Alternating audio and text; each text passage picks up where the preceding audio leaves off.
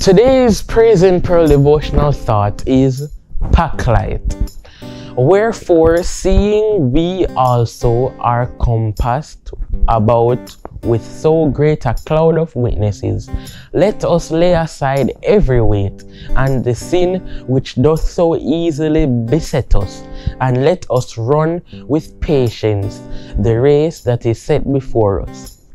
This devotional is based on Hebrews 12, verse 1. The first Olympic Games were held in Olympia, Greece, between 776 BC and 393 AD.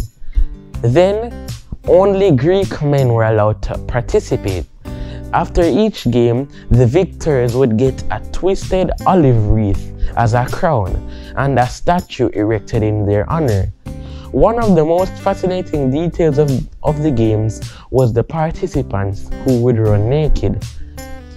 This reminds me of King David. He was young when he decided to fight the giant Philistine Goliath.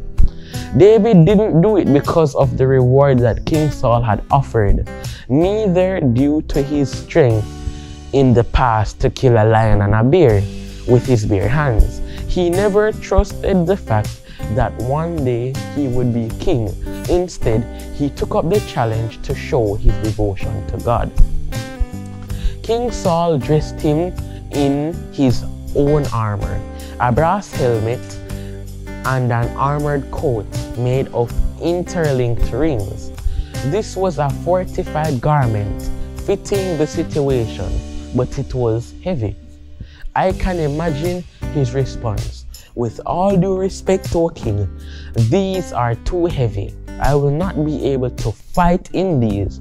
I have never used anything like this. Quickly he undressed.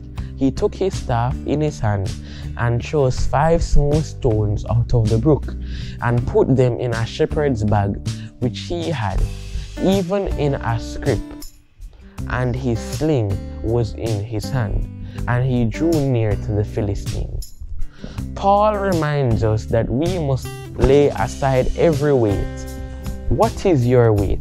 What is your burden? What are you carrying that is hindering you from being your best you? Are these weights trauma, abuse, joblessness, doubt, fear, friends, and family members? Let us, like the Greek athletes, run to our Heavenly Father in our nakedness, pouring our hearts before Him, letting us pour with honesty, sincerity, and knowledge our weakness and asking for His strength, remembering that His grace is sufficient for you and His strength is made perfect in weakness. The best friend to have is Jesus. He listens and cares about your feelings. I challenge you today. Won't you run to your Father today? This is not a competition, it is a matter of life. When you are victorious, you won't get a crown made of olive leaves that will fade away, but a crown of life. This was your Praise and Peril devotional thought, written by Romaine Williams from the Castleton Seventh-day Adventist Church, and I am Ruel Douglas.